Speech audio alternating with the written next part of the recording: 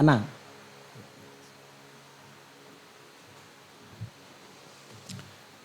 ప్రభునందు ప్రియమైన సహోదరులారా, బైబిల్ గ్రంథం చదువుతున్నటువంటి ప్రతి వ్యక్తికి ఆ కీర్తన గ్రంథంలో ఒక చిన్న బ్రాకెట్లో వేసి ఒక పదం ఉంటుంది, సెలా అని.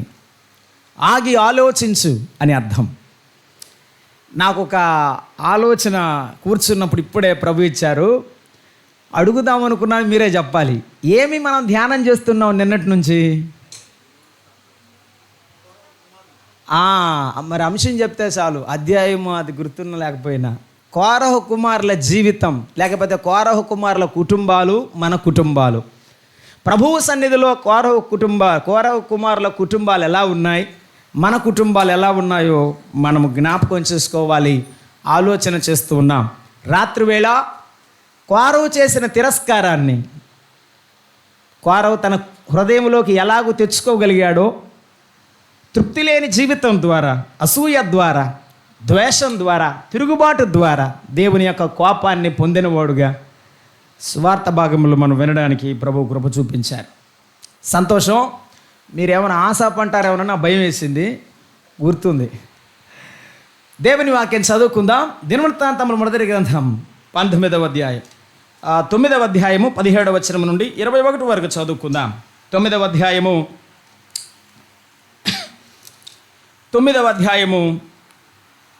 మనము 17 నుండి 21 వరకు చదువుకుందాం. నాకు సమయం చెప్పారు కాబట్టి ఆకలి ఇందాక నా ఇష్టం. 9వ అధ్యాయము 27వ వచనం 17వ వచనం నుండి మనం చదువుకుందాం. ద్వారపాలకులు ఎవరనగా షల్లూము, హక్కూబు, టల్మోను, హీమాను అనువారును వారి సహోదరులను. వీరిలో షల్లూము పెద్ద. లేవీయుల సమూహములలో వీరు తూర్పున ఉండు రాజు గుమ్మమునొద్ద ఇంతవరకు కాపురము చేయుచున్నారు. మరియు కోరహు కుమారుడగు అబ్యాసాపునకు పుట్టిన కోరే కుమారుడైన షల్లూమును వాని పితరుల ఇంటి వారును వాని సహోదరులకు కోరహీయులను సేవా సంబంధమైన పని మీద నుండి గుడారమునకు ద్వారపాలకులై ఉండిరి. వారి పితరులు యెహోవా పాళెమునకు కావలికారువై ఉండి ప్రవేశ స్థలమును కాయుచుండిరి. ఎలియాజరు కుమారుడైన ఫీనెహాసు మునుపు వారి మీద అధికారి అయి ఉండెను. యెహోవా అతనితో కూడా ఉండెను. మరియు షెలెమ్య కుమారుడైన జకర్యా సమాజపు గుడారము యొక్క ద్వారమునకు కావలి. గుమ్మముల యొద్ద ద్వారపాలకులుగా ఏర్పడిన వీరందరూ 212. వీరు తమ గ్రామముల వరసను తమ వంశావళుల చొప్పున సరిచూడబడి వీరు నమ్మదగిన వారని దావీదును దీర్ఘదర్శియగు సమూయేలును వీరిని నియమించిరి. వారికిని వారి కుమారులకును యెహోవా మందిరపు గుమ్మములకు అనగా మందిరము యొక్క గుమ్మములకు వంతుల చొప్పున కావలికాయు పని కలిగి ఉండెను. గుమ్మముల కావలికాయు వారు 4 దిశలను అనగా తూర్పును, పడమటను, ఉత్తరమును, దక్షిణమును ఉండిరి. వారి సహోదరులు తమ గ్రామంలో నుండి 7 దినములకు ఒకసారి వారి వద్దకు వచ్చుట కద్దు. లేవీయులైన 4 ద్వారపాలకులు ఉత్తరవాదులై, ప్రధాన ద్వారపాలకులు ఉత్తరవాదులై ఉండిరి. దేవుని మందిరపు గదుల మీద, బొక్కసముల మీద ఆ లేవీయులు ఉంచబడి ఉండిరి. వారు దేవుని మందిరమునకు కావలి వారు గనుక వారి కాపురములు దాని చుట్టూ ఉండెను. ప్రతి ఉదయమున మందిరపు వాకిండ్లను తెరుచు పని వారిదే. వారిలో కొందరు సేవాపకరణములను కనిపెట్టుకువారు. వారు లెక్క చొప్పున వాటిలోనికి కొనిపోవలను, లెక్క చొప్పున వాటిని వెలుపలికి తీసుకురావలను. మరియు వారిలో కొందరు మిగిలిన సామాగ్రి మీద, పరిశుద్ధమైన పాత్రలంటి మీద ఉంచబడి ఉండిరి. సన్నపు పిండియు, ద్రాక్షారసమును, నూనెయు, ధూపవర్గమును వారి అధీనము చేయబడెను. ఆఖరిగా 32వ వచనం. వారి సహోదరులకు కహాతీయులలో కొందరికి విశ్రాంతి దినమున సముఖపు రొట్టెలు సిద్ధము చేయు పని కలిగి ఉండెను. ప్రార్థన చేద్దాం. ప్రేమగల మా తండ్రి, దయాళుడు మన మా దేవ, మీకు స్తోత్రములు చెల్లిస్తున్నాం. కోరహు కుమారులను మీరు కనికరించుట, మీ బలిపీఠం యొద్ద పిచ్చుకల వంటి వారమైన మాకు నివాసమిచ్చావని వినయముతో ఒదిగి ఉండుట, వారి జీవితాలకు మీరిచ్చిన ఆశీర్వాదాన్ని చూస్తున్నప్పుడు తండ్రి, మేము మీ వైపు తేరు చూస్తున్నాము నాయన, మమ్మను కనికరించండి. మీ పరిచారకులముగా, మీ పనివారముగా ఎలాగ ఉండాలో, ఏ ఏ విషయాలు మాకు అవసరమైనవో గుర్తు చేస్తున్నందుకు స్తోత్రం. మీ దాసుని ద్వారా ఇచ్చిన అమూల్యమైన క్రొత్త నిబంధన సత్యం, మీ వాక్య సత్యమును బట్టి స్తోత్రం. మా నిరీక్షణకు కారకుడైన తండ్రి, మీ కొరకు ఎదురు చూస్తున్నాము. మమ్మను కనికరించండి. మరికొంత సమయం మీ మాటలు ఆలకించాలని ఇష్టపడుచున్నాము. మీ కటాక్షము మా మీద ఉంచండి నాయన. ఎండవేడిమి లేకుండా ఈ పెండ్యాలము క్రింద కొంత ఇబ్బంది కలగకుండా మీ కృప చూపించండి. చల్లనైన ఈ యొక్క వాతావరణంలో మీ యొక్క మెల్లనైన స్వరం వినబడుచుండగా మమ్మను తాకండి. మీ స్వరం మా హృదయాలను తాకుచుండగా ఆనందముతో ప్రణమిల్లి మీకు నమస్కరించుటకు, ప్రతి హెచ్చరిక ద్వారా పురికొల్పు ఉజ్జీవం పొందుటకు మమ్మను కనికరించమని క్రీస్తు యేసు నామమున ప్రార్థన చేయుచున్నాము తండ్రి. ఆమేన్. ప్రభువునందు ప్రియమైన సహోదరులారా, సహోదరులారా, కోరహు భక్తుడైన మోషేకు వ్యతిరేకంగా అని ఎక్కువసార్లు మనం చదువుతాం. కానీ బైబిల్లో ఉన్నది ఏమిటంటే యెహోవాకు వ్యతిరేకంగా ప్రవర్తించిన వాడు. కానీ కోరహు కుమారులు చావలేదు అని దైవ గ్రంథంలో రాయబడి ఉన్నది. మనం నిన్నటి నుండి మనం ధ్యానం చేస్తున్నాం. కోరహు కుమారులు లేవీయులు. కోరహు కహతు యొక్క సంతానములో నుండి వచ్చినవాడు. కహతు లేవి యొక్క కుమారుడు. లేవీయులు అనగా క్రొత్త నిబంధన వెలుగులో మనము ప్రభువునందు విశ్వసించిన వారం, మనం ప్రభువు పిల్లలం. లేవీయుడు అంటే హత్తుకొనుట అని అర్థం. మనము మన ప్రభువుని హత్తుకొని జీవించాలి, పాపానికి దూరంగా, లోకానికి వేరుగా. ఇది మన ప్రత్యేకత. లేవీయులు ఆనాడు ఇశ్రాయేలు మధ్యలో నుండి 32వ అధ్యాయం నిర్గమాకాండములో యెహోవా పక్షమున ఎవరు ఉన్నారంటే వారు దేవుని కొరకు ప్రత్యేకించుకొని బయటికి వచ్చారు. మనము లోకము నుండి ప్రత్యేకించబడ్డాం. మన జీవితం, మన ఆలోచన, మన మరణ పర్యంతం ప్రత్యేకముగా ఉండాలని ప్రభు కోరుతున్నాడు అని జ్ఞాపకం చేసుకున్నాం. కోరహు కుమారులు గాయకులు. వారు పాటలు నేర్చుకొని పాడినారు. వారు నేర్పరులయ్యారు. ఆసాపు వంటి గాయకుల మధ్య, హేమాను ఎదూతును వంటి గాయకుల మధ్య నమ్మకమైన గాయకులుగా ప్రభు నామాన్ని ఘనపరిచారు. మన యొక్క బ్యాక్గ్రౌండ్ను బట్టి కాదు, మన యొక్క స్థితిగతులను బట్టి కాదు, మన ప్రభువు మన హృదయమును బట్టి మనకు ప్రతిఫలం ఇచ్చేవాడని, మనల్ని వాడుకునేవాడని మనం జ్ఞాపకం చేసుకుంటూ వచ్చాం. వారు గుడారములోనైనా, మందిరములోనైనా, ఆ స్వర్ణ గుడారములోనైనా, స్వర్ణ దేవాలయంలోనైనా వారు దేవుని గురించి పాడడానికి సిగ్గుపడలేదు అని మనం చూసాం. పాడడానికి సిగ్గుపడకూడదు. సాధకం చేస్తూ ప్రభు కొరకు సాగిపోవాలని మనం జ్ఞాపకం చేసుకున్నాం. మూడవదిగా కోరహు కుమారులు పరాక్రమశాలులు మనం చూసాం. వారు పోరాడేవారు. వారు ప్రభువు కొరకు, ఇశ్రాయేలు సమాజం కొరకు ప్రాణమునకు తెగించి సైన్యములో నిలబడిన వారు, స్థానిక సంఘం కొరకై నిలబడిన వారే దేవుని సైనికులుగా ఉంటారు. ప్రభువు కొరకు ప్రార్థనలో పోరాడుట, సువార్తలో ధైర్యముగా నిలబడుట, ప్రభువు సేవలో ప్రాణమునకు తెగించి ప్రభు సంఘం, ఆయన శరీరమైన సంఘము కొరకు మనము నిలబడుట, యోధుల వంటి లక్షణాలను మనం జ్ఞాపకం చేసుకున్నాం. మనము ఏ స్థానంలో ఉన్నామో ఆ స్థానంలో ప్రభువుని ఘనపరచాలని మనము నిన్న దినాన ముగించుకున్నాం. ఈవేళ మనం చదువుకున్న వాక్య భాగంలో 2 అంశాలుగా ప్రభు నాకు అనుగ్రహించిన భాగం ఈవేళ. ఒకటి మార్నింగ్ మనం చూద్దాం, మధ్యాహ్నం వేళ మరొక అంశాన్ని ధ్యానం చేద్దాం. దేవుని ఇంటిలో కోరహు కుమారుల పాత్ర అనే భాగంలో ఈ 2 విషయాలు ఇక్కడ రాయబడ్డాయి. ఒకటి, వారు ద్వారపాలకులుగా ఉన్నారు అన్నాడు. దేవుని ఇంటికి, దేవుని ఆలయానికి, దేవుని గుడారానికి వారు ద్వారపాలకులు. రెండవది, దేవుని మందిర సేవా సంబంధమైన విషయములో, దేవుని మందిర సంబంధమైన సేవలో వారు గొప్ప సహకారులు. దేవుని సన్నిధిలో మనము ఈ వాక్య భాగాన్ని, ద్వారపాలకులు అనే మాటను ఆలోచిస్తున్నప్పుడు లేవీయులు ద్వారపాలకులుగా అనే ఈ అంశాన్ని చూస్తున్నప్పుడు 3 విషయాలు మనము గుర్తుంచుకుందాం. ఆ తర్వాత ఈ విషయాలు మనం ఒక్కొక్కటిగా ధ్యానం చేద్దాం. ద్వారపాలకులు అనే ప్రస్తావన న్యాయాధిపతుల గ్రంథము ప్రారంభపు దినాల్లో ఉన్నట్టుగా బైబిల్ చదువుతున్న మనకు అర్థమవుతున్న సత్యం. ఆ తర్వాత మనం ఇక్కడే చదువుకున్నాము, దైవజనుడైనటువంటి సమూయేలు సలహాతో మహారాజు అయిన దావీదు దేవుని మందిరపు ద్వారపాలకులను నియమించాడు. ఆ క్రమాన్ని కొనసాగించినట్టుగా మనకు కనబడుతుంది. అదే సందర్భంలో ద్వారపాలకులకు మరికొన్ని ప్రత్యేకమైన బాధ్యతలు అప్పగించబడ్డాయి. ఆ విషయాలను మనము మందిర సంబంధమైన సేవ అనే అంశములు మనం ధ్యానం చేస్తాం. ద్వారపాలకులను గురించి నేను కొన్ని మాటలు చెప్తాను, మీరు బైబిల్ అండర్లైన్ చేయండి, మనం ధ్యానం చేద్దాం. చూడండి, 19వ వచనంలో అన్నాడు, వారు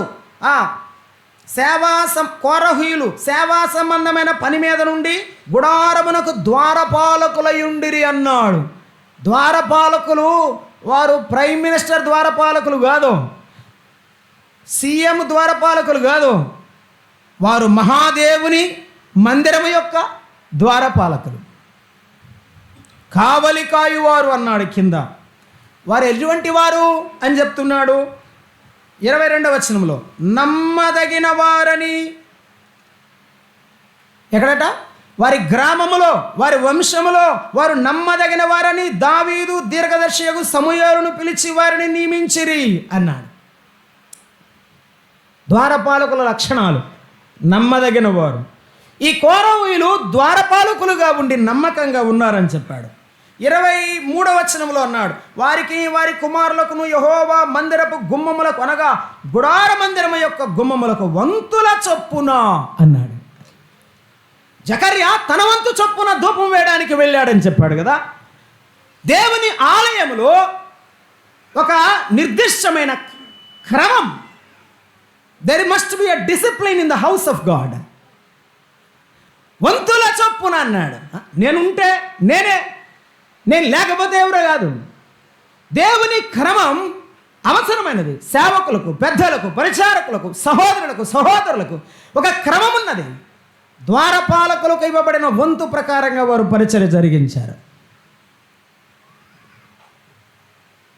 24వ వచనం అన్నాడు, వారు అన్ని దిక్కుల కాపలా. ఎక్కడ?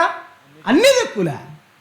దీనిని చూస్తున్నప్పుడు వారిలో పక్షపాతము లేని బాధ్యత కనబడుతుంది. ఈ కావలి వారిలో పక్షపాతం ఉండకూడదు. ఈ కావలి వారు నమ్మకంగా ఉండాలి. ఈ కావలి వారు క్రమం ప్రకారంగా క్రమంగా తమ కార్యాన్ని జరిగించాలి.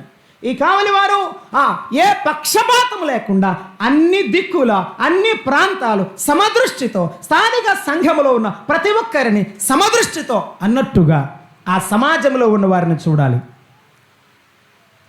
ఆ తర్వాత చూడండి 25వ వచనం, వారి సహోదరులు తమ తమ గ్రామములో నుండి 7 దినములకు ఒకసారి వారి యొద్దకు వచ్చుట కద్దు అన్నారు. పర్ణశాలల పండుగ వస్తే, పస్కా పండుగ వస్తే దేవుని మందిరానికి చాలామంది మనుషులు ఎక్కువగా వస్తారు, భక్తులు ఎక్కువగా వస్తారు. కాబట్టి కాపలా కాయడం కష్టము కనుక తమ సహోదరుల సహాయాన్ని వారు ఏం చేస్తున్నారు? తీసుకుంటున్నారు. దేవుని సేవలో, దేవుని పరిచర్యలో కలుపుకునే తత్వం, కలిసి చేసే తత్వం, కలిసి ఉండే తత్వం అవసరమైన దినాల్లో మనం బతుకుతున్నాం. ఆనాడు కోరహు కుమారులకు ఉన్న గొప్ప లక్షణాలు ద్వారపాలకులుగా ఈనాడు దేవుని మందిరములో ఉన్న మనము కలిగి ఉండవలసిన లక్షణాలని ప్రభువు మనకు బోధిస్తున్నాడు. రండి, మొదటి మాటను మనం జ్ఞాపకం చేసుకుంటున్నాము.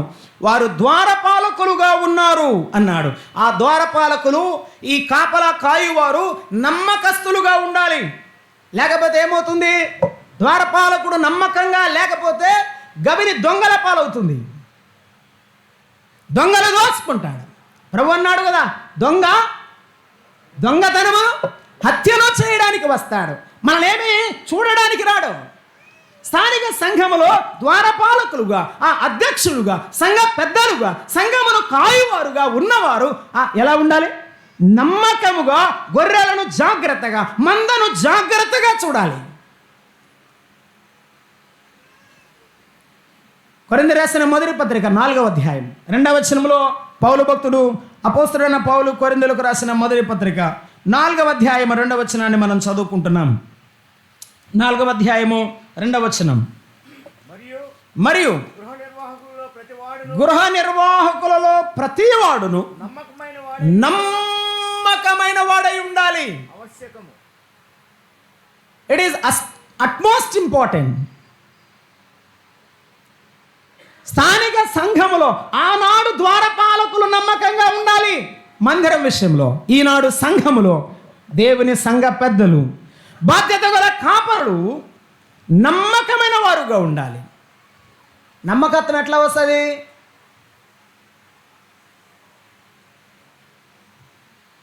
ఒక సంఘ పెద్దకు సంఘం మీద నమ్మకంగా పనిచేసే మనసు ఎలా వస్తుంది? యోహాను సువార్త ఒక భక్తుని దేవుడు అడుగుతున్న మాట, ఆ మాటకు దేవుడు ఇచ్చిన సమాధానంలోనే మనకు దొరుకుతుంది. 21వ అధ్యాయం 16వ వచనం. ప్రభువారు 21వ అధ్యాయం 16వ వచనం. సీమోను పేతురు యేసు ప్రభువు దగ్గరకు వచ్చినప్పుడు, ప్రభువా నా దేవా అని చెప్పుతుంటే ప్రభు ఒక మాట అడిగాడు, నీవు నన్ను ప్రేమించుచున్నావా? నీవు నన్ను ప్రేమిస్తున్నావా?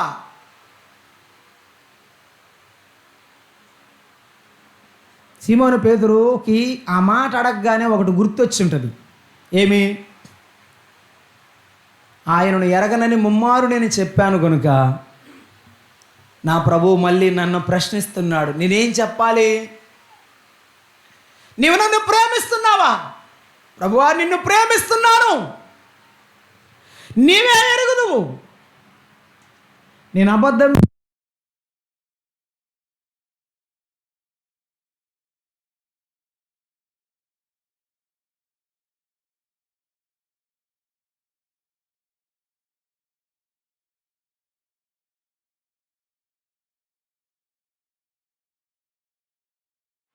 కానీ దేవుడు పేతురుని నిలబెట్టి వాడుకున్నాడు. నీవు నన్ను ప్రేమిస్తున్నావా? అలాగైతే నా గొర్రెలను కాయుము. సంఘ కాపరి గొర్రెలను కాయువాడంటే దేవుని ప్రేమించేవాడు, యేసయ్యను ప్రేమించేవాడు. యేసయ్యను ప్రేమిస్తూనే సంఘంలో ఉన్న కుటుంబాలను ప్రేమించే మనసు వస్తుంది, తండ్రి వంటి మనసు వస్తుంది, ప్రతి బిడ్డను తండ్రిలాగా చారదీసే మనసు వస్తుంది. సంఘంలోకి వెళ్ళి, అమ్మా ఎట్లా ఉన్నారా, ఆరోగ్యం బాగుందా, ఆంటీ గారు ఎలా ఉన్నారు, పిల్లలు బాగున్నారా అని అడిగే సంఘ పెద్దలు ఈ నేటి దినాల్లో, కొదువైన దినాల్లో మనం బ్రతుకుతున్నాం. అన్న ఆదివారం వస్తాం కానీ మా ఇంటికి వచ్చి మమ్మల్ని పలకరించేవారు లేరన్నా అని చెప్పేవారు ఉన్నారు. నీవు నిజమైన ద్వారపాలకుడు అయితే, నీవు నిజమైన కాపరి అయితే ప్రతి గొర్రె యొక్క వేదన వినే గుండెగా ఉండాలి. ప్రతి ఇంటికి వెళ్ళాలి. ఒక ఇంటికి నేను వెళ్ళాను మా తాతగారు అసెంబ్లీలో ఉన్నప్పుడు. ఆయన అన్నాడు, నీకు సిగ్గు లేదురా అన్నాడు నన్ను. ఏమన్నా అన్నా నేను అంటే, అన్నాను ఆ ఇంటికి ఎట్టబోయావు అన్నాడు నన్ను. ఏ ఇంటికంటే ఆయనకి నచ్చని ఆయన ఇంటికి. అందరూ ఒకే సంఘం, ఒకే రొట్టెలు తింటారు. నిజమేనన్నా, నాకు సిగ్గు లేదు, నా సిగ్గు పోయినా పర్వాలేదు, నా సహోదరుని సంపాదించుకోవడానికి నా ప్రభువు పడిన కష్టం కంటే నేనేం పెద్ద గొప్ప మోయలేదన్నాను. నా ప్రభువు కోసం నేనేమైనా ప్రక్కన పెడతానని చెప్పే సంఘ పెద్ద ఉంటే ఎంత మేలు. ఈ ద్వారపాలకుడు నమ్మకముగా ఉండడానికి కారణం ఏమిటంటే, యేసు ప్రభువుని ప్రేమించాడు కనుక అందరినీ ప్రేమిస్తాడు, అందరూ తన బిడ్డలని దగ్గరకు తీస్తాడు.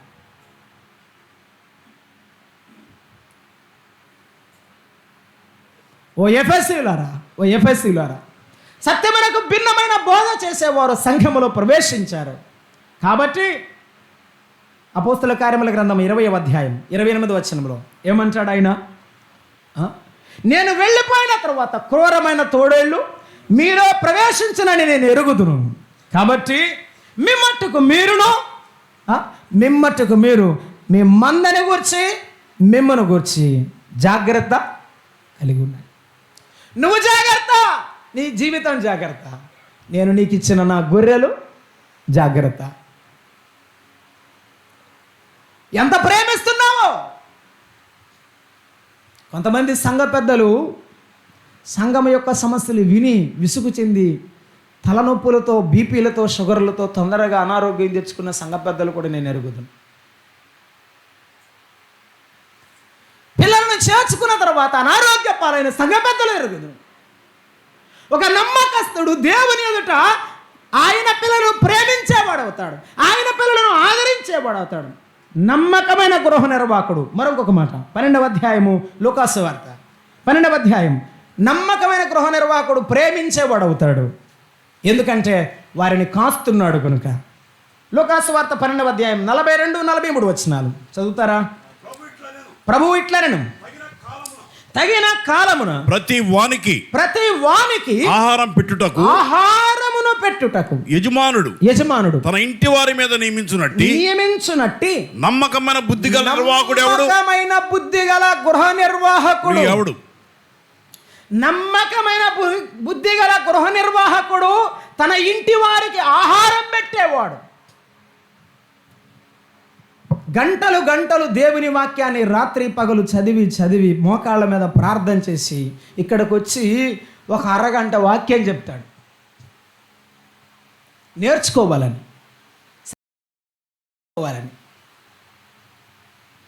నమ్మకమైన వాడు ఆ గొర్రెలను పోషించడానికి ఆహారం పెట్టేవాడు, నమ్మకంగా వాక్యం పంచేవాడు. కౌరవ కుమారులు మందిరమును కాపలా కాస్తున్నప్పుడు ఏ దొంగ జరపడకుండా వారు ఆలోచన చేయాలి. వారు చక్కగా వారు చూడవలసిన అవసరం అయితే ఉంది. స్థానిక సంఘములో ఉన్న పెద్దలు, సంఘములో ఉన్న అధ్యక్షులు, కాపరులు సంఘ బిడ్డలను ప్రేమించినప్పుడే వారు కాయగలరు. సంఘ బిడ్డలకు ఆహారం పెట్టినప్పుడే వారిని ప్రభువులోనికి నడిపించగలరు. ఒకవేళ నేను అలాగూ లేకపోతే ప్రభువు నన్ను పరిశీలిస్తాడు. ఒకవేళ నీవు అలాగూ లేకపోతే ప్రభువు పరిశీలిస్తాడు. మనకు ఒక మాట చెప్తాను, ఏ తండ్రి బాగోడో ఆ ఇల్లు బాగోదు, ఏ యజమాని బాగోడో ఆ వ్యవస్థ బాగోదు, ఏ సంఘ పెద్ద బాగోడో ఆ సంఘం బాగోదు.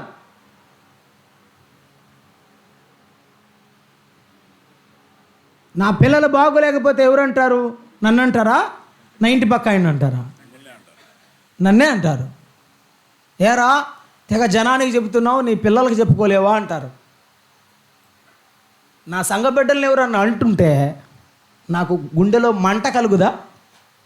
నా సంఘ బిడ్డలు ఎవరిని మాట్లాడుతుంటే, దేవుని సంఘములో నేను కాయొచ్చిన సంఘములో దేవుని పిల్లలను నేను వాక్యం చెప్పినప్పుడు ప్రభువుకు నడిపించిన వారిని ఎవరైనా మాట్లాడుతుంటే నాకు బాధ కలుగుదా? నేను బాధ కలిగి నా బిడ్డను పిలిచి మాట్లాడలేనా? మాట్లాడుతున్నప్పుడు నా బిడ్డ వినాలా వద్దా? మీరు మాట్లాడబాకండి, మీరు మాట్లాడొద్దు. అసలు మీరేగా సమాధానం చెప్పాలి. నేను సంఘ పెద్దల గురించి కాదు కదా ఇప్పుడు చెప్తుంది. వినాలా లేదా? సంఘ పెద్ద వచ్చి చెప్పినాడు, నాయనా ఇది మంచిది కాదు, ఇది మంచిది కాదు. నలుగురు ఇలా చెప్తున్నారు, నాకు తెలియదు కానీ ఇది మంచిది కాదు చెప్పాడు కదా. ఏం చేయాలి? ఈ నమ్మకమైన గృహ నిర్వాహకుడు ఏడవకూడదు అని బైబిల్ చెప్తున్నది. వారు ఏడ్చుచు మీకు వాక్యం బోధిస్తే మీ పైన ఉన్న నాయకులు వారు దుఃఖపడితే నీకు మంచిది కాదు. వారు చేయవలసింది చేయకపోతే సంఘానికి నష్టమే. అదే సందర్భంలో నీవు వారి మాట వినకుండా సంఘములో వారిని గాయపరిస్తే, దుఃఖపరిస్తే నీకు కూడా. నిన్నటి నుంచి చూస్తున్నా మిమ్మల్ని, నేను గ్యాప్ ఇచ్చినప్పుడల్లా మీరు పూర్తి చేస్తారని.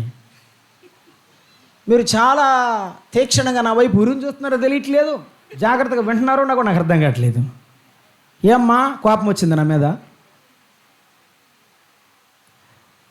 ఈ సంఘము ఏళ్ల తరబడి కన్నీళ్లతో కట్టిన సంఘం అమ్మా.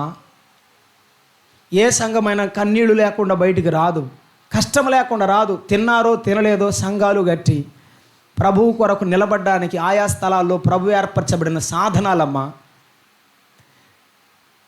Unless you become a father of somebody you cannot understand the pain of the heart of the father.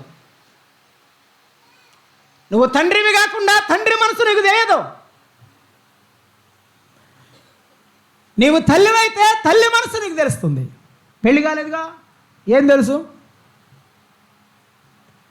నువ్వు సంఘ పెద్దవైతే బరువు తెలుస్తుంది, బాధ తెలుస్తుంది.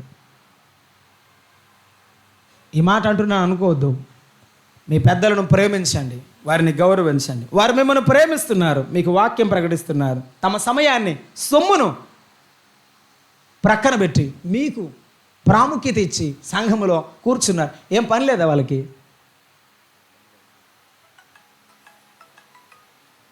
వారిని ప్రేమించండి.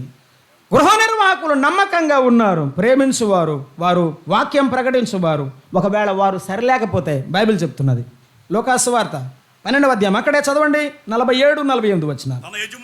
యజమానుని చిత్తమెరిగి కూడా సిద్ధపడకపోతే, అతని చిత్తం చొప్పున జరిగింపగా సిద్ధపరచకపోతే, తాను సిద్ధపడకపోతే, వారికి వాక్యము నేర్పించకపోతే, ప్రభు రాకడ కొరకు వారిని సిద్ధపరచకపోతే ఏం చేస్తాడు? దాసునికి అనేక దెబ్బలు తగులును. నీ కోసం దెబ్బలు తినేది ఎవరు? నేను ఇందాక నుంచి చెప్తున్నా, మీరు మాట్లాడాలని. చెప్పండి, నీ కోసం దేవుని దగ్గర దెబ్బలు తినేది ఎవరు? చాపలేసి, కుర్చీలేసి, ఫ్యాన్లేసి కూర్చుంటే తీరిగ్గా వచ్చి కూర్చుంటావు, ఈ కాలు అటు పెట్టావు. మీ ఇంట్లో కొడుకు పెళ్ళి కూడా ఎట్టా చేస్తావా? అడిగితే కోపం, ఈ చర్చి కాదు ఇంకో చర్చి అంటావు. నిన్నేం చేయాలి చెప్పు? చర్చీలు చాలా ఉన్నాయి, సినిమా హాల్ లాగా తెర మీద బొమ్మ చూపించే చర్చీలు. ఒక్కరోజు కూడా మీ ఇంటికి వచ్చి ప్రార్థన చేయడు ఆ పాస్టరు. నువ్వు ఎట్టున్నావు అని కూడా అడగడు. కేకు పంపుతాడంటే ఇటీవల పార్సిల్లో. ఏమో నాకెందుకులే. దేవుని చిత్తమెరిగి మీ పక్షముగా కన్నీరు గారుస్తూ మా కాళ్ళ మీద ప్రభు సన్నిధిలో ఉండి, నా బిడ్డలు జారిపోకూడదు, నా బిడ్డలు దేవుడా నీ సన్నిధిలో నుండి తొలగిపోకూడదని కన్నీరు గాచే సంఘ పెద్దలు దేవుని చిత్తమెరుగు కూడా చేయకపోతే వారికి దెబ్బలు ఉన్నాయి, అవి తెలిసే ప్రభు సన్నిధిలో నిలిచి ఉన్నారు. నేను ప్రభు కొరకే నిలబడతాను, ఆయన కాడి నా భుజాన మోస్తానని తెలిసే ఉన్నారు. అయ్యా తెలిసిన్నావు కానీ జాగ్రత్త, ఆయన దెబ్బ నీ మీద పడకుండా జాగ్రత్త. నా ప్రభువా, అనేకులకు నేను ప్రకటించిన తర్వాత నేనే భ్రష్టుడైపోదునేమో, నన్ను నేను నలగొట్టుకుంటాను. నా ప్రభువు నన్ను కొట్టకుండానే నేనే నా ప్రభువు సన్నిధిలో నా జీవితాన్ని సరి చేసుకుంటాను. ఇప్పుడు వెళ్ళి నా సహోదరుడితో సమాధాన పడతాను, ఇప్పుడు వెళ్ళి సంఘం బిడ్డలను నేను తీసుకుని వస్తాను. మత్తయి సువార్త 25వ అధ్యాయంలో తలాంతులు ఇచ్చిన వాని సందర్భంలో ప్రభువు మాట్లాడుతూ 27వ వచనం అన్నాడు, బలా నమ్మకమైన. దీనికోసం కదండి జీవితం అంతా ఇస్తుంది. దేనికోసం? యేసయ్య వస్తాడు, నా తండ్రి వస్తాడు, నన్ను ఏమంటాడు? బలా నమ్మకమైన మంచి దాసుడా అంటాడు. ఆయన నా భుజం మీద చెయ్యేసి నన్ను అలాగ చెబితే చాలు అనుకొని తమ జీవితాలు ఇచ్చి, తమ కుటుంబాలు విడిచి, తమకున్న వాటిని విడిచి ప్రభు కొరకు బ్రతుకుతున్న బ్రతుకులను ఏమనాలి? దేవుని దాసులని పిలవాలి, దేవుని సేవకులని పిలవాలి. వారి మీరు మన్నన చేయాలి. ఈ గృహ నిర్వాహకులు బయట ఉండి కాపలా కాస్తున్నారని తక్కువ చూడకూడదు, వారిని చులకన చేయకూడదు. అయితే వారి విషయంలో చెప్తున్నాడు, ఈ కొంచెంలో నీవు నమ్మకముగా నీకేమిచ్చాడు ఆయన? పరిచారకులు పనా, సంఘ పెద్ద పనా, ఏ పని సంఘంలో ఇచ్చాడో ఆ ఇచ్చిన కొంచెంలో నమ్మకంగా ఉంటేనే ఎక్కువైన వాటి మీద యేసయ్య నిన్ను నిలబెడతాడు. నేను బైబిల్లో చదువుకున్నప్పుడు రాసుకున్నాను కొన్ని విషయాలు. తిమోతి నమ్మకమైన కుమారుడు, తుకికు నమ్మకమైన సహోదరుడు, ఎపఫ్రా నమ్మకమైన తోడిదాసుడు, అంతిపై అనేవాడు నమ్మకమైన హతసాక్షి. సంఘ పెద్దలు నమ్మకమైన వారని పేతురు భక్తుడు రాశాడు. నేను తోటి పెద్దను అని రాశాడు. పేతురు ఎవరు? పెద్ద చెప్పరేమ్మా. సీమోను పేతురు ఎవరు? యేసు ప్రభు ఎన్నుకున్న 12 మంది శిష్యులలో అపోస్తలుడు. అపోస్తలుడని పిలవబడడం కంటే ఏమి ఇష్టంగా చెప్తున్నాడు? నేను పెద్దను, నేను తండ్రి వంటి వాడను. సంఘ పెద్దగా ఉండడానికి సంతోషించాలి, ఇది బాధ్యతగా గుర్తెరిగి ఆనందించాలి.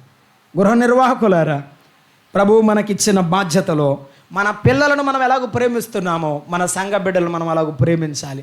అలాగూ ప్రేమించకపోతే నీవు నేను సంపాదించుకోలేం, పోగొట్టుకుంటా. బైబిల్ గ్రంథంలో దావీదు సంపాదించాడు అన్నాడు ఒక భక్తుడు, కానీ సొలొమోను పోగొట్టుకున్నాడు అన్నాడు. ఒక అడుగు ముందుకు వేసి రెహబాము బిచ్చమెత్తుకున్నాడు అని రాశాడు, ఒక మ్యాగజైన్లో రాశాడు. నిజమే, బంగారపు దేవాలయం కట్టడానికి సామాగ్రి సమకూర్చిన వాడు దావీదైతే సొలొమోను మందిరాన్ని నిర్మించిన తర్వాత పోగొట్టుకున్నాడు. తండ్రి యొక్క కీర్తి, తండ్రి యొక్క ప్రతిష్ట అది కంటిన్యూ చేయలేకుండా నష్టపోయాడు మహాజ్ఞాని అయిన సొలొమోను. ఆయన కుమారుడు మరిగా దిగజారాడు. తరము వెంబడి తరము గతిస్తున్నప్పుడు సంఘాల్లో ఉన్న బిడ్డలు ఎలా ఎదగాలి? దిగజారుతున్నా, పైకి ఎగబాకుతున్నా. మా పెద్దల వలె మేము ఉండాలి, మా ప్రభువు కొరకు నిలబడిన సేవకుల వలె మేము ఉండాలి. ఇది యవన బిడ్డల యొక్క ప్రోత్సాహకరమైన మాటగా నేను చెప్తున్నాను. మన ప్రభు ఎటువంటి వాడంటే హెబ్రీ పత్రిక 3వ అధ్యాయం 6వ వచనంలో చెప్పాడు కదా, నా సేవకుడైన మోషే నా ఇల్లంతటిలో నమ్మకమైన వాడు అని చెప్పాడు. అది సంఖ్యాకాండం 12వ అధ్యాయం. ఇక్కడ ప్రభువును గురించి కూడా, పేతురుని గురించి కూడా అదే మాట చెప్పాడులండి. 3వ అధ్యాయము 6వ వచనం చదువుతారా? 3:6. హెబ్రీ పత్రిక. అయితే క్రీస్తు కుమారుడై ఉండి ఆయన ఇంటి మీద నమ్మకముగా ఉన్నాడు. సార్వత్రిక సంఘమంతటి మీద ఆయన నమ్మకస్తుడు. గృహ నిర్వాహకులమైన మనం నమ్మకముగా ఉండాలి. కోరవు కుమారులు నమ్మకస్తులని ఎవరు కనిపించింది? దైవజనుడైన సమూయేలు కనిపించింది. మహారాజైన దావీదు కనిపించింది. నీవు నమ్మకస్తుడవని సంఘములో ఉన్న సంఘ పెద్దలు, సేవకులు చెబితే అప్పుడు పరిచారకులుగా నియమిస్తారు. కొంతమంది ఇప్పుడు రూట్ మార్చారు. ఎలా? మా 20 కుటుంబాలు నన్ను చేస్తారా సంఘ పెద్దం చేయండి, లేకపోతే మీ అంత తేలుతాం. నేను నిజం చెప్పట్లేదు అనుకుంటున్నారా? జరిగినాయే. ఈ 25 సంవత్సరాల విశ్వాస జీవితంలో చూసినాయే చెప్తా ఉన్నాం. 1కి 3 ముక్కలు చేసి ఎందుకులేండి, చేయొద్దు, తప్పది, నష్టపోతావు. నీకున్న 3 కుమారులు 3 ముక్కలైతే ఉంటావా? బాగా నవ్వుతా. నీ భార్య నీవు వేరైతే నీవు బతుకుతావా? స్థానిక సంఘం మాత్రం ముక్కలవచ్చు, నీ ఇల్లు మాత్రం బాగుండాలా? నాకు 2 కొడుకులు ఉన్నారు, 2 కోడళ్ళు ఉన్నారు, మనవరు సంతారు, ఈపురాలు, ఈ అంకులు ఉన్నారు కాబట్టి 10 మందితో కూర్చుంటానంటావా? కోరహ కుమారుల నమ్మకమైన జీవితాన్ని చూసి దైవజనుడైన సమూయేలు వారిని దేవుని పనికి అప్పగించాడు. ఈవేళ నీ ప్రవర్తన చూసి, నీ జీవితాన్ని చూసి సంఘ పెద్దలు, సేవకులు పరిచర్యకు అప్పగించాలి. అంచెలంచెలుగా ఎదిగినట్టుగా నీవు సంఘంలో కనబడాలి. ఇది ప్రభువు కోరిక. రెండవ విషయం, దినవృత్తాంతముల మొదటి గ్రంథము 9వ అధ్యాయం 23వ వచనం చదువుతారా? 23 అండి. 23. వారి కుమారులకును యెహోవా మందిరపు గుమ్మములకు అనగా గుడారపు మందిరం యొక్క గుమ్మములకు వంతుల చొప్పున ఒకరి తర్వాత ఒకరు క్రమముగా పని జరిగిస్తున్నారు. దేవుని సంఘం క్రమమైనది. There is a discipline in the house of God. ఆయన సృష్టిని క్రమముగా చేశాడు అని రాశాడు 1వ అధ్యాయం ఆదికాండంలో. ఆయన క్రమం, ఆయన సృష్టిలో, ఆయన క్రమం, ఆయన జన్మలో, ఆయన జీవితంలో, ఆయన మరణములో కూడా ఎంత ఎంత క్రమశిక్షణగా ఉన్నాడు మన ప్రభువు. ఆయన పిల్లలమైన మనము క్రమంగా ఉండాలి. ఓ కొరింథీయులారా 14వ అధ్యాయం కొరింథీయులకు రాసిన మొదటి పత్రిక 40వ వచనం.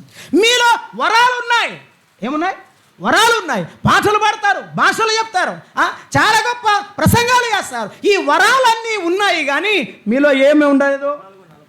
4:40 అంటాడు. అయితే మీరు సమస్తమును క్రమముగా మర్యాదగా జరగనీయుడి.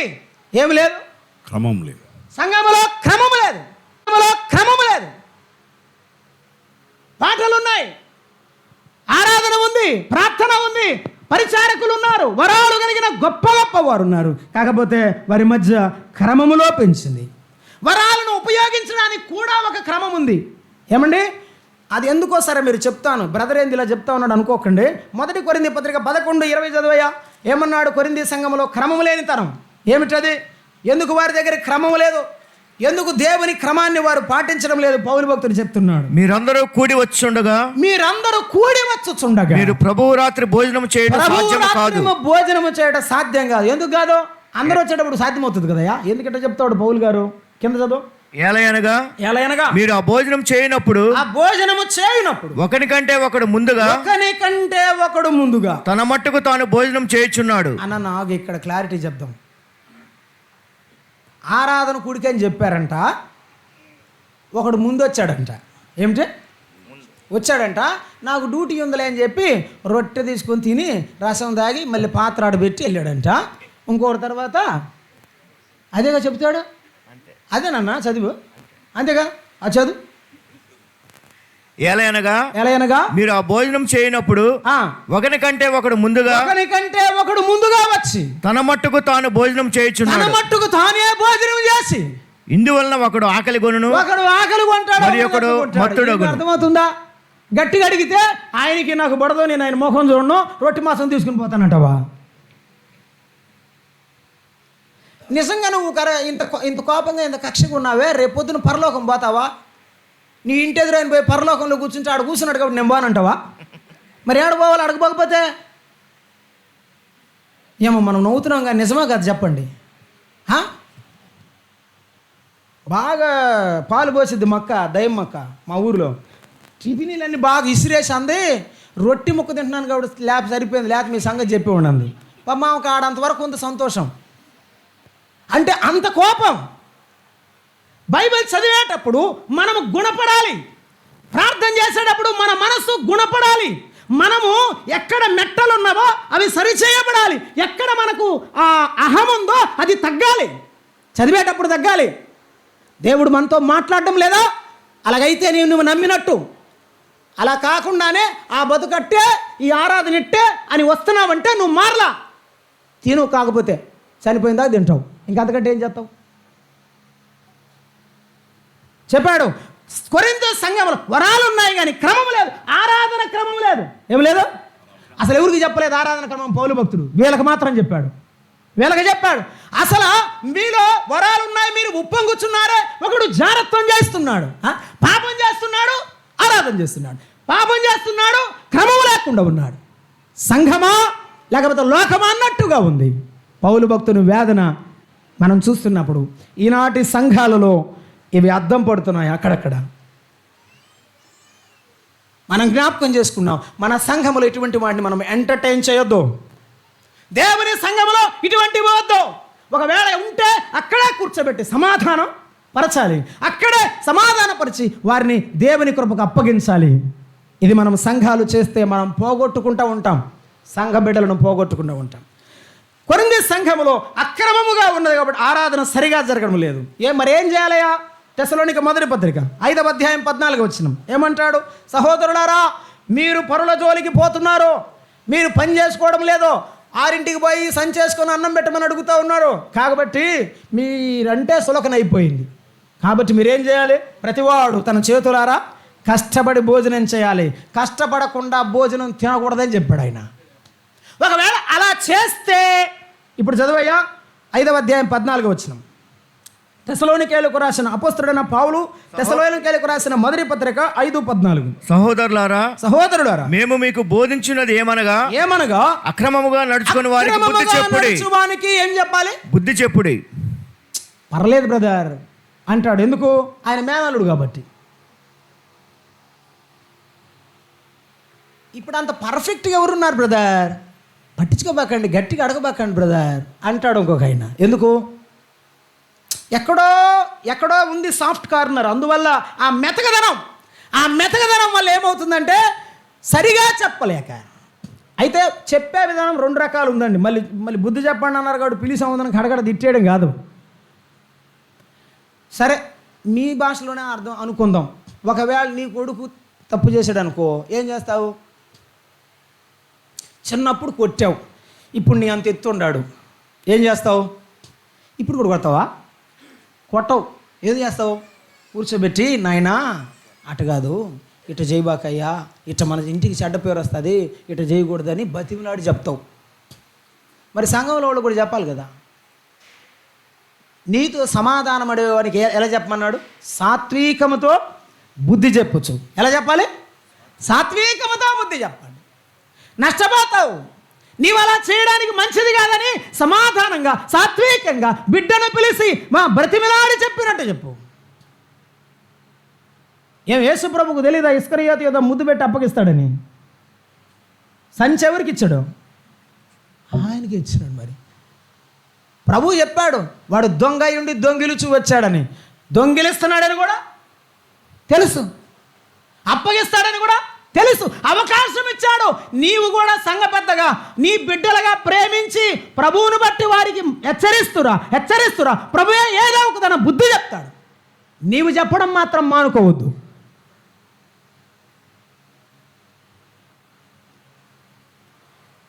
అక్రమముగా నడుచువానికి మనము బుద్ధి చెప్పాలి.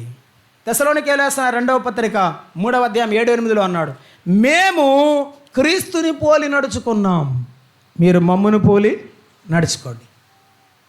మేము ఆయన క్రమం ప్రకారం బ్రతుకుతున్నాం, మీరు కూడా మమ్మును పోలి నడుచుకోండి అని చెప్పాడు. సంఘ పెద్దలు మాదిరిగా ఉంటే, సంఘ పెద్దలు క్రమంగా ఉంటే, సంఘ బిడ్డలు కూడా క్రమముగా ఉంటారు. అందరని నేను చెప్పను. ఎందుకంటే అందరూ సంఘములో ఆత్మీయులు. చెప్పండి అమ్మా. గలతీ పత్రిక 3వ అధ్యాయం చదవాలి ఇప్పుడు మళ్ళీ నేను. సంఘములో ఉన్నవారు అందరూ ఆత్మీయులు కారు. సంఘములో శరీరానుసారులు ఉన్నారు, సంఘములో ప్రకృతి సంబంధులు ఉన్నారు, సంఘములో ఆత్మ సంబంధులు ఉన్నారు. ప్రకృతి సంబంధులు చెప్పింది వినరు. ఆది కాండం నుండి ప్రకటన గ్రంథం దాకా నాకు తెలుసు, ఏది నువ్వు నాకు చెప్పేది అంటాడనమాట. ఒకే మాట వినరు అనమాట. తన దాకా వస్తే కానీ తెలియదని ఒక సామెత ఉంది. చివరికి తెలుసుకుంటారు ఎప్పుడంటే కొన్నాళ్ళు దెబ్బలు తిన్న తర్వాత. కనుక సంఘ పెద్దలు మాదిరిగా ఉండడము మనము జ్ఞాపకం చేసుకోవాలి. అయితే క్రమమైనది మనము జ్ఞాపకం చేసుకుంటాం. గలతీ పత్రిక 5:25 మనము ఆత్మను అనుసరించి క్రమముగా నడుచుకుందాము అని రాశాడండి. మన క్రమం ఎవరితో ఉండాలట? ఆత్మను అనుసరించిన క్రమం ఉండాలి. లోకములో ఉన్న క్రమము కాదు, లోకములో ఉన్న క్రమం కాదు.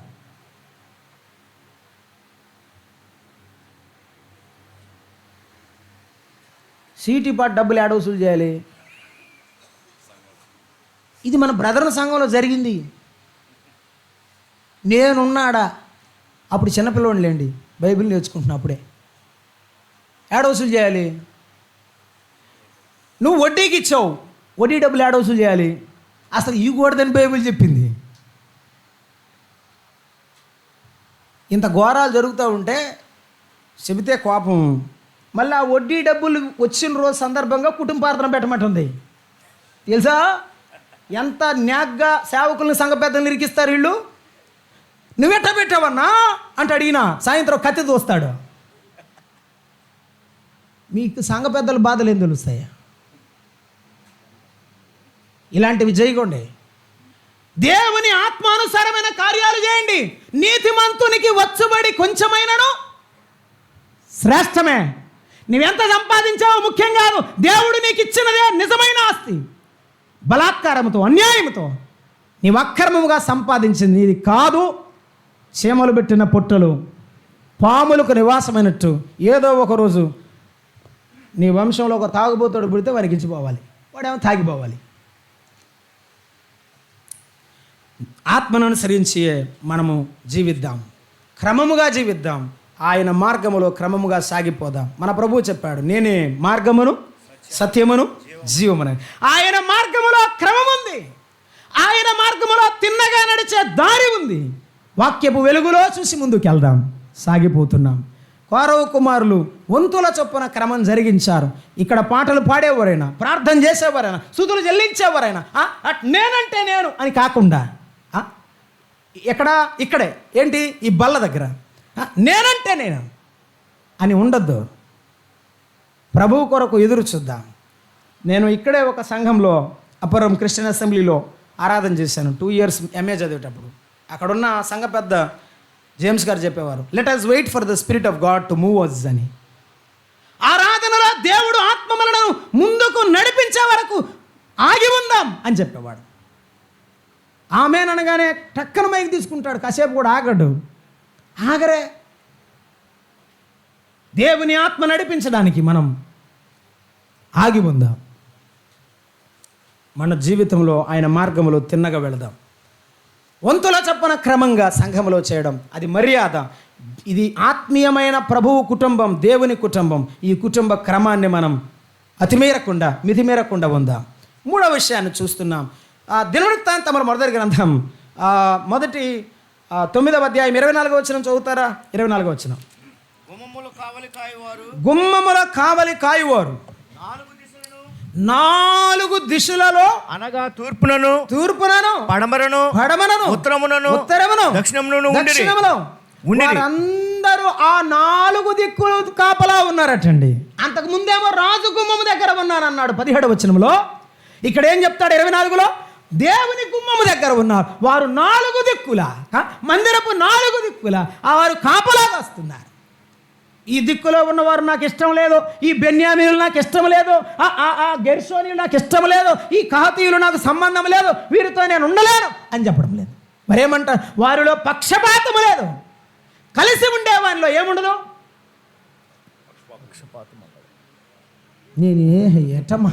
నేను ముందుకెళ్ళేది ఎట్టా?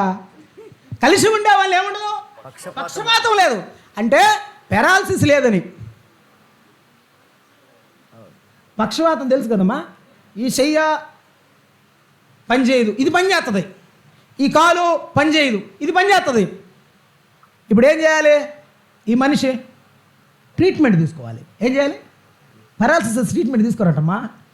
చెప్పండి, హాస్పిటల్కి వెళ్ళాలేదా? డాక్టర్ దగ్గరికి వెళ్ళాలేదా? ట్రీట్మెంట్ తీసుకోవాలేదా?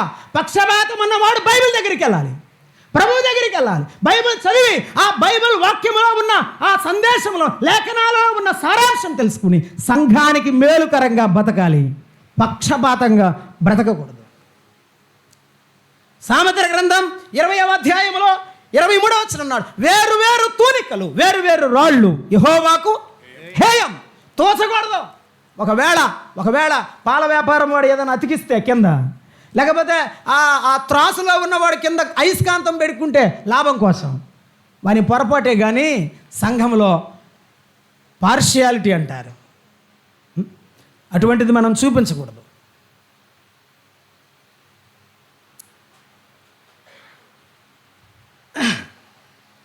అదంతే, ఇంకెంత చెప్పినా ఇంతే. బ్రదర్ ఆయన వాక్యం చెప్తున్నాడు. ఏంలే బ్రదర్ ఆయన డాక్టరేట్ చదివినాడు. అవునా? డాక్టరేట్ చదివిన వాళ్ళని సేవ చేస్తున్నారా? ఏం పిచ్చి మాటలు మాట్లాడతావు? ఓ పని చెయ్యి, నువ్వు కూడా ఇల్లు వదిలిపెట్టి పిల్లల్ని తీసుకొని భార్యని తీసుకొని వెళ్ళి సేవ చెయ్యి. గుడిసి దాటో ఎందుకు నీకు? దేవుడు నీకు భారం ఇస్తే చెయ్యి.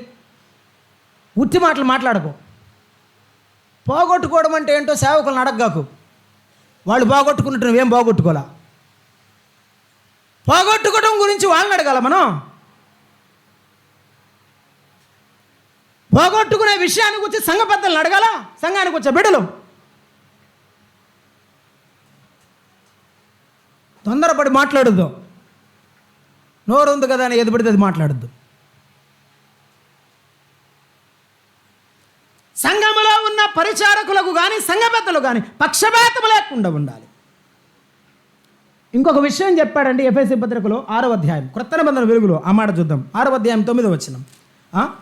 పరలోకములో మనకు ఒక యజమానుడు ఉన్నాడు అని కాపర్లకు చెప్తున్నాడు. ఆ సంఘ పెద్దలైన మనతో పరిచారకులతో మాట్లాడుతున్నాడు. ఏమని? యజమానులారా, మీకును వారికిని యజమానుడైన ఆయన పరలోకమందున్నాడని ఎరిగి ఆయనకు పక్షపాతం లేదని ఎరిగి వారిని బెదిరించడం మానుకోవాలి. ఆ ప్రకారమే వారి ఎడల ప్రవర్తించాలి. నేను ఇలా చెప్పాను కదా, వాక్యము డబుల్ ఎడ్జ్డ్ అనమాట. ఇప్పుడు ఇలా చెప్పాను కదా, రెండో వైపు చెప్తాను. నేను ఒక ఆయనతో చెప్పాను, ఏమనంటే, brother this is not a right way to sing song according to the context అని చెప్పాను. ఈ పాట ఇలా పాడకూడదు బ్రదర్, ఇది సందర్భం కాదు అన్నాను. అది బర్త్డే, పుట్టినరోజు కూడిక, ఆయన చనిపోయిన రోజు పాట పాడినాడు. మీరు చెప్పండి అమ్మా, పాడొచ్చా?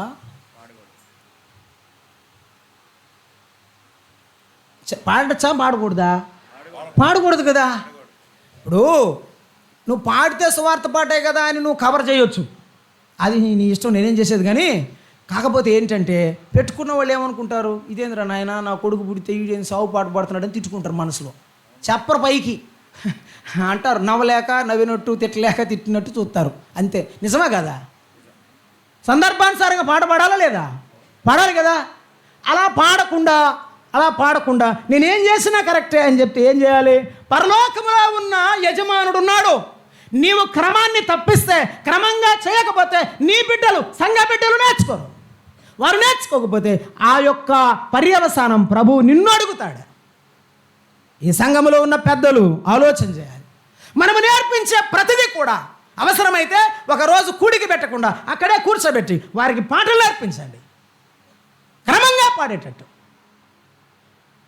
అసలు ఆరాధన పాటలు ఏంటో, స్తుతి పాటలు ఏంటో, సంఘానికి ఏమిటో, సువార్త పాటలు ఏంటో, ప్రార్థన పాటలు ఏంటో, రాకడ పాటలు ఏంటో తెలియదు. ఎలా పక్షపాతం లేకుండా ఉండం. సేవ విషయంలో పక్షపాతాన్ని మనం చూపించు. ఆ ఇద్దరి మధ్య ప్రభువు ఉన్నాడు, అది గుర్తుంచుకుందాం. ఈనాడు సంఘాల్లో కూడా ఒక పక్షపాతం జరుగుతూ వస్తుంది.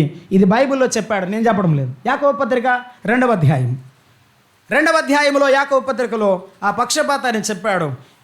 ఈ సంఘ పెద్ద చేస్తున్న పక్షపాతాన్ని ఆనాడు ఉన్నటువంటి పెద్ద దేవుని సేవకుడు, దేవుని దాసుడు యాకోబు రాసినటువంటి మాట మనం చూస్తున్నాం. వారు ఏం చేస్తున్నారు? యాకోబు పత్రిక 2వ అధ్యాయంలో దాదాపుగా మీకు చాలా వచనాలు ఉన్నాయి, కానీ మనం చూడండి, అక్కడ మనం చదువుకున్నాం. 9 చదువుతారా? 9. మీరు పక్షపాతము గలవారైతే. ఎందుకన్నాడు ఆ మాట?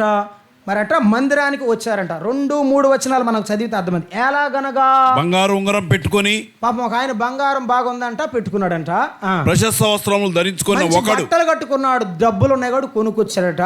మీ సమాజ మందిరంలోనికి వచ్చినప్పుడు మురికి బట్టలు కట్టుకున్న దరిద్రుడును, వస్తే మురికి బట్టలు కట్టుకున్న ఆయన కూడా ఒక ఆయన వచ్చాడంట. పాపం ఆయనకి లేవు, అయ్యా కట్టుకొచ్చాడు. మీరు ప్రశస్త వస్త్రములు ధరించుకున్న వాడిని చూచి, వస్త్రాలు ధరించుకున్న వాడిని ఏమో ఏడు కూర్చోమన్నాడు? సన్మానించి మంచి స్థలం అందు కూర్చుండమని చెప్పి, దండేసి ఇక్కడ కూర్చోంకులు, ఇక్కడ కూర్చోంకులు, ఇక్కడ కూర్చోన్నా అని మీరు సన్మానించి వాడిని గౌరవించి పెట్టారు. అయితే ఆ పేదవాడు మురికి బట్టలతో మందిరానికి వస్తే ఏం చేశారు? ఆ దరిద్రంతో నీవు అక్కడ నిలువుము, నీవు అక్కడ నిలువమంటే సరిపోయేదే, లేక ఇక్కడ నా పాదపీఠం దిగువ, పాదపీఠాల కింద కూర్చోండు. పాదపీఠాల దగ్గర కూడా కాదంట, పీఠము కింద. సంఘములో ఉద్యోగం చేసేవారు, ఉద్యోగం చేయని వారని, ఆఫీసర్లు కాని వారని, వ్యవసాయదారులు, వ్యాపారస్తులని తేడా ఉందా? మంచిది కాదు. వీరందరూ ప్రభువునందు సహోదరులు.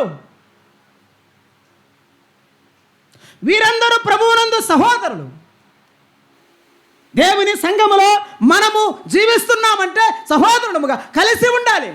పక్షపాతం ఉండకూడదు, ఆ భేదము చూపించకూడదు ఏ రోజైనా. ఈనాడు ఒక విచిత్రమైన, భయంకరమైన సంఘాల మధ్య ప్రాగుతుంది. ఎల్లంగానే ఏముంట్లు బ్రదర్ అంట, ఏముంట్లా నీకెందుకయ్యా, ఏం చెప్పమన్నాడు యేసయ్య? ఏమడగాలి? నువ్వు ఎప్పుడు నమ్ముకున్నావు? నాన్న ఎలా ఉన్నావు? బైబిల్ చదువుతున్నావా? ప్రార్థన చేస్తున్నావా? ప్రభువులో ఉండు, సాక్ష్యం కలిగి ఉండు, సంఘంలోకి వెళ్ళు, సహవాసం చేయి అని చెప్పమన్నాడా? కాదులేండి, ఊరికే అడిగా. ఎందుకంట ఊరికే? సంఘాల్లో ఎట్లాంటి ప్రశ్నలు వేయకండి, మానుకోవాలి. భేదాలు చూపించడం మానుకోవాలి. ధనికుల మధ్య, పేదల మధ్య, కులాల మధ్య భేదాలు చూపించకూడదు. అందరి కొరకు రక్తము చిందించిన వాడు ఆయన. నీది నాదేముందండి? ఆయన రక్తముతో పోలిస్తే, ఆయన త్యాగంతో పోలిస్తే నీవెలా, నేనెంత? ఆయనే సంఘమంతటి కొరకు అందరి కొరకు చనిపోతే వారిని తీసేయండి అని చెప్పడం నీవేంటి? వారిని ఉంచండి అని చెప్పడం నీవేంటి? అన్ని అవయవాలు ఆయనవి కావా? కన్నంతా శరీరమా? ఒకసారి ఊహించుకోండి, బొమ్మేద్దాం. కాళ్ళు లేవు, చేతులు లేవు, మొత్తం కన్నే. ఎట్టుంటుంది శరీరం? బాగుంటుంది కదా. ఎప్పుడైనా దెబ్బ తగిలి కన్ను ఆసింది అనుకోమ్మా, ఎట్టుంటుంది ముఖం? ఫోటో తీద్దాం, బాగుంటుందా? కన్ను వాస్తేనే చూడలేవే. ఇంత భేదము సంఘములో ఉంటే సంఘం అంతా ఆత్మీయంగా ఒకటిగా ఉండగలదా? ఆలోచన చేయి. ఎప్పటికీ ఉండదు. భేదము లేకుండా ఉండు. అందరినీ ప్రేమించు. స్థితిని బట్టి గాక, వారి పరిస్థితులను బట్టి గాక, వారి యొక్క డిగ్రీలను బట్టి గాక దేవుని పిల్లలుగా వారిని గణపరచవలసిన బాధ్యత సంఘ పెద్దలకు ఉంది. సంఘ బిడ్డలు అలాగే మెలగాల్సిన బాధ్యత ఉంది. ఈ ద్వారపాలకులు పక్షపాతము లేకుండా అందరిని సమదృష్టితో చూసేవారు. సంఘములో పనిచేసే మనం అందరిని సమానంగా చూసేవారంగా ఉండాలి. అలా చూడకపోతే ఏమన్నాడు? 9-10 వచనంలో పక్షపాతము లేని వారు, పక్షపాతము గలవారైతే ఏమన్నాడు? యాకోబు పత్రిక 9లో గలవారైతే ధర్మశాస్త్రము వలన అపరాధులని ఇంకంతే. దేవుని దృష్టిలో అపరాధి అంటే ఆయనే చెప్పాడు కనుక ఇక ఆయనే జడ్జిమెంట్ ఇచ్చేవాడు. నేనేమి ఇచ్చేవాడు కాదు, వాళ్ళేం చెప్పరు. జాగ్రత్త. ప్రభువు చేతిలో పడడం భయంకరం. మనం అది చేయకుందుముగాక. పక్షపాతము లేని కోరహు కుమారులు, వారు నలుదిశలా కాపలా కాయువారు. వారికి ఇశ్రాయేలుల మధ్యలో భేదము లేదు. వారు తండ్రి ఎటువంటి వాడైనా ప్రభువు కొరకు ఉండడానికి వారు మనసును సిద్ధం చేసుకున్నవారు. ఆఖరి మాట ధ్యానం చేద్దాం. చూడండి, దినవృత్తాంతముల మొదటి గ్రంథం 9వ అధ్యాయం 20వ వచనం, 25వ వచనం. దినవృత్తాంతముల మొదటి గ్రంథం వారి సహోదరులు తమ గ్రామంలో నుండి 7 దినములకు ఒకసారి వారి యొద్దకు వచ్చుటక్క. వింటున్నారా? ఎందుకు వస్తున్నారు? నేను ప్రారంభంలో చెప్పాను. పస్కా పండగ వస్తే ఆ భక్తులు అనేకులు మందిరానికి రావడానికి పరుగులెత్తుతారు. వారందరినీ క్రమంగా చూడాలంటే వీరి వల్ల కాదు. చూడండి, ఇన్ని మీటింగులు జరుగుతున్నాయి. పాటలు అందరూ పాడగలరా? ఒక్కరే పాడగలరా? పాడలేరు. సహకారులు కావాలి. పరిచర్య చేసే సహకారులు కావాలి. సంఘములో ప్రతి కార్యం క్రమముగా జరగాలి అంటే అందరి సమిష్టి యొక్క బాధ్యత అవసరం. వీరేం చేస్తున్నారంటే మేము చేసే పనిలో కూడా మా సహోదరుల యొక్క సహకారం మాకు అవసరం. ఎప్పుడైనా ఇది గుర్తుపెట్టుకోవాలి. సంఘ పెద్దలు మరి ముఖ్యంగా అదేటో పెద్ద కాంట్రాక్ట్ బాండ్ ఉంటుందో ఏమో నాకు తెలియదు, కానీ ఈయన నుంచున్నప్పుడు ఆయన రాడు, ఆయన నుంచినప్పుడు ఈయన రాడు. ఈ పాత్రకు ఆయన చెప్తే ఇంకో పాత్రకు ఆయన స్తుతులు చెల్లిస్తాడు. ఇక మధ్యలో సహోదరులు కూడా రారు. మరి అదేంటో మొత్తం ఇంటర్నల్గా అప్పటికే చెప్పేసి ఉంటారేమో. ఆరాధనలో ఎవరు చెప్పాలి, ఆరాధనలో స్తుతులు ఎవరు చెల్లించాలని ఏం రూల్ లేదు. ఆత్మ నడిపింపును బట్టి చెయ్యాలి. అయితే క్రమమైన జీవితం గల వారిని సంఘ పెద్దలు అనుమతిస్తారు. అది గుర్తుంచుకోవాలి. ఎలా పడితే అలా ఉండి చేస్తున్నామంటే సంఘాన్ని మనం తప్పుదోవ పట్టేసుకోవడం. వీరేం చేస్తున్నారంటే సహోదరుల సహాయాన్ని తీసుకుంటున్నారు. గుర్తుంచుకుందాం. నేను వెళ్ళిపోయిన తరువాత అన్నాడు అబ్రహాము. ప్రభు అబ్రహాము గురించి మాట్లాడుతూ ఒక మాట అన్నాడు. ఏమిటంటే అబ్రహాము వెళ్ళిపోయిన తర్వాత అబ్రహాము పిల్లలు నీతి మార్గములను అనుసరించినట్లు నేను అతని పిల్లలను ఎరిగి ఉన్నాను అన్నాడు. అబ్రహాము దాటిపోయే లోపల చేయాల్సింది ఏమిటి? దేవుని యందున్న విశ్వాసం, తాను కలిగి ఉన్న విశ్వాసం, తర్వాత తన పిల్లలు కూడా కలిగి ఉండాలని వారికి నేర్పి వెళ్ళాలి. దాన్ని ఐకమత్యముతో సంఘములోనే ఈనాడు మనము దానిని అలాగూ కలిగి ఉంటే ఆత్మీయ కుటుంబం అవుతుంది. అబ్రహాము కుటుంబంలో తన పిల్లలను పోగు చేసి దేవుని నీతి కొరకు పెంచినట్టే సంఘ పెద్దలు కూడా సంఘములో ఉన్న బిడ్డలను ఆ నీతి కొరకు పెంచినట్టుగా వారిని ప్రభువు సన్నిధిలో నడిపించుతూ ఉండగా వారిని ఐకమత్యము మధ్య నడిపించాలి. కొరింథీ రాసిన మొదటి పత్రికలో వారి మధ్య భేదాలు పౌలు భక్తుడు చూశాడు. 6వ అధ్యాయం 17లో అంటున్నాడు ఏమనంటే, మీ మధ్య భేదాలు ఉన్నాయి, నేను చూస్తున్నాను. అయితే మీరు ఒక పని చేయండి. ఏమని? 6:17లో అటువలే ప్రభుతో కలుసుకునేవాడు ప్రభువుతో కలుసుకొనివాడు ఆయనతో ఏకాత్మయ్య ఉన్నాడు. దేవుని ఆత్మతో కలిసి ఉండండి. అమ్మా, ఇతరులతో నువ్వు కలిసి ఉండాలంటే మొదట ఎవరితో కలిసి ఉండాలి? దేవుని ఆత్మతో కలిసి ఉండాలి. ఒకసారి నువ్వు దేవుని ఆత్మతో కలిసి లేవంటే పతోళ్ళతో గొడవే. నువ్వు సర్దుకునే మనసే నీకు రాదు. దేవుని ఆత్మతో కలుసుకున్నవాడు దేవుని జ్ఞానముతో సంఘములో ప్రవర్తిస్తాడు, సంఘములో అలాగూ నడుచుకుంటాడు. రమాపత్రికలు అన్నాడు, మీరు ఒకరితో ఒకడు మనసు కలిసి ఉండుడి అన్నాడు. ఏం కలిసి ఉండాలి? 12వ అధ్యాయం 16వ వచనం రోమాపత్రిక చదువుతారయ్యా. 12:16 ఏమంటాడు? ఏడ్చు వారితో ఏడవండి, ఒకరితో ఒకడు మనసు కలిగి ఉండుడి. ఒకడు మనసు కలిసి ఉండండి. ఎప్పుడు కలుసా? ప్రార్థనకు వచ్చిన పాటలు పాడినా పరిసయ సుంకరి ప్రార్థన వేరేగా, ఒకడు హెచ్చని ఒకడు తక్కువని, ఒకరు హెచ్చని ఒకరు తక్కువని లోబడక ప్రార్థనలు చేతురు, మరి లోకాన పార్టీగా ఉందురు. మానవులందరూ ఒక్కరేనని, మహిలో మన దేవుడు ఒక్కడేనని. మనమందరం ఒకటేనన్నా, దేవుడు కూడా ఒక్కడే అంటారు. వాళ్ళతో జాగ్రత్తగా ఉండాలి. దీన్ని ఏమంటారు? విండా ఆయన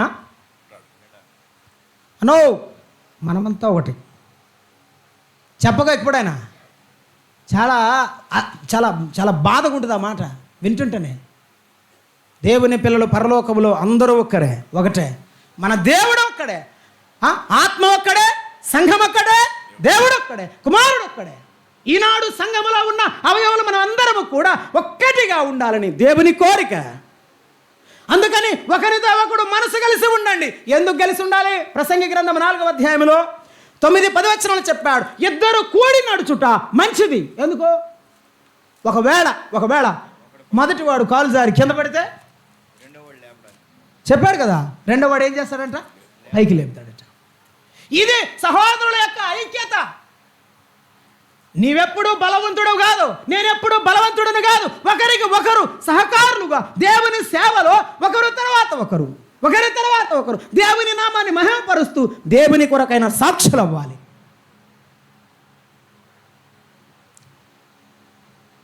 రాజుల్లో ఒక రాజు, విచిత్రమైన రాజును చూశాను నేను. ప్రభు అన్నాడు, నేను నా యొక్క కోపాన్ని ఈ రాజ్యం మీదకు తీసుకొని వస్తానంటే, ప్రభువా నీ చిత్తమైతే తప్పించినైనా అన్నాడు. అంటే ప్రభు అన్నాడు, నేను తప్పిస్తాను, నీ కాలంలో రాదు, తర్వాత వస్తుంది అన్నాడు. సరే పర్వాలేదన్నాడు ఆయన. మీకు అర్థమైందా?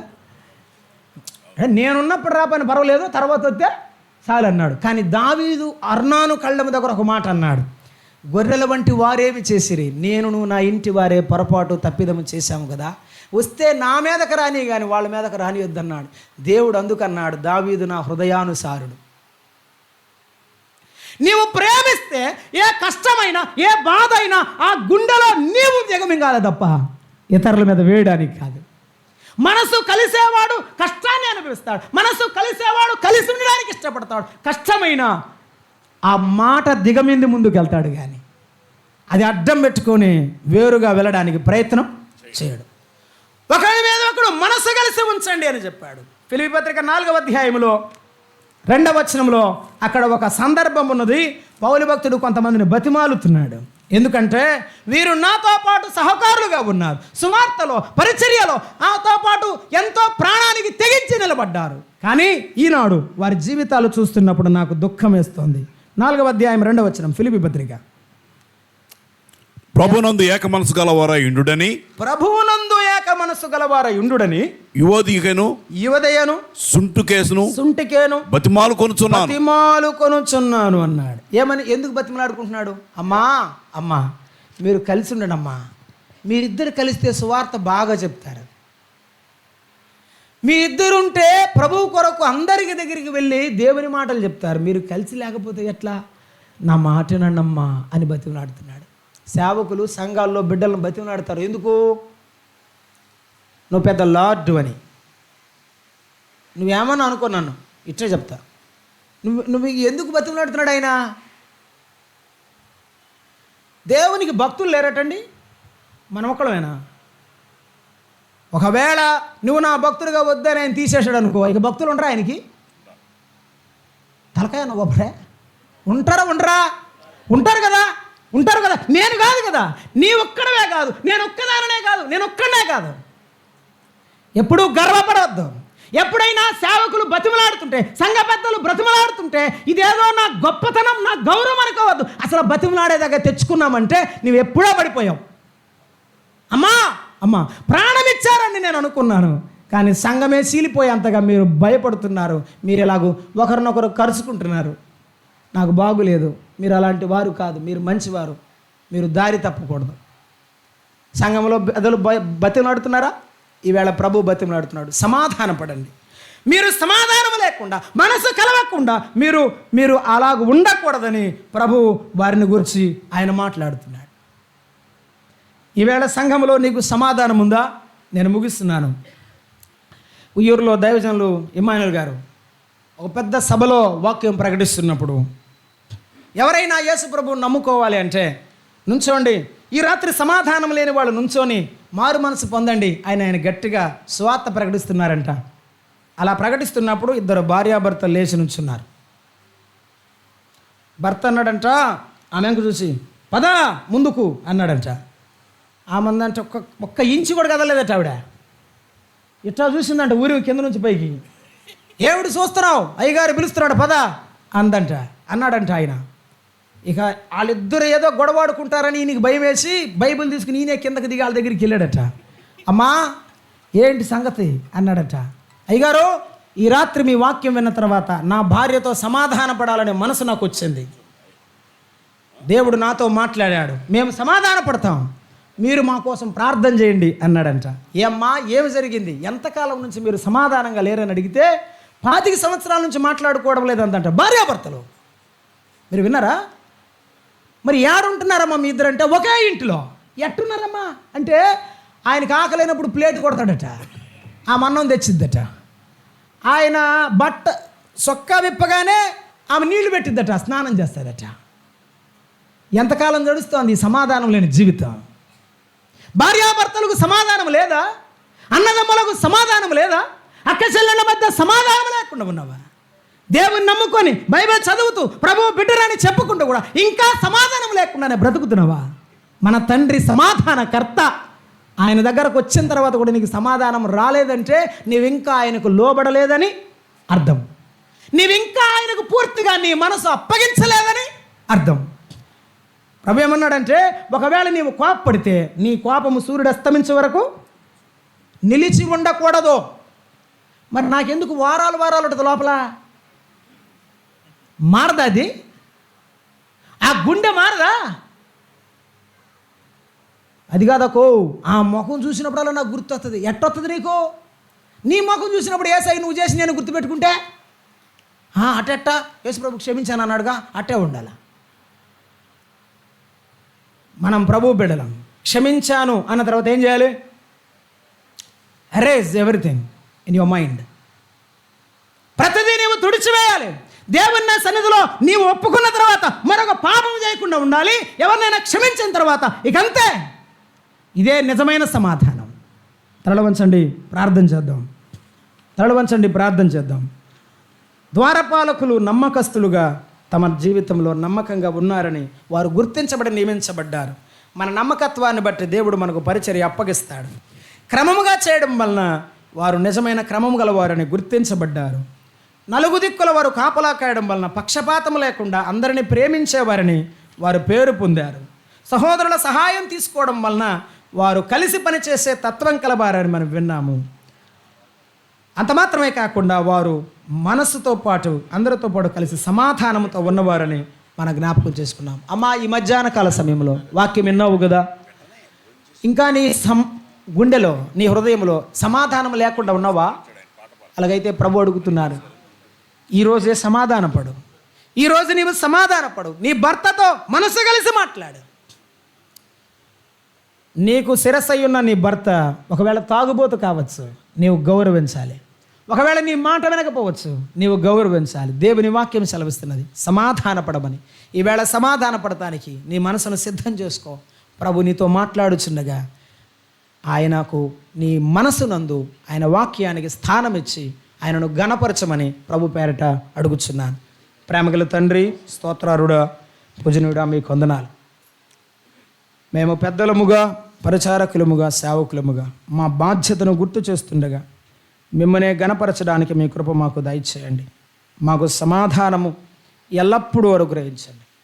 సమాధానము లేని మనస్సు మేము కలిగి ఉండకుండా మాకు సహాయం చేయండి నాయనా. మీ కృప చూపమని మీ దయగల హస్తాలకు మమ్మను, మా కుటుంబాలను, ఇక్కడున్న స్థానిక సంఘం, చేరువచ్చిన బిడ్డలందరినీ కూడా అప్పగించుకుంటూ క్రీస్తు యేసు నామమున వేడుకుంటున్నాము తండ్రి. ఆమేన్. అందరికీ వందనాలు.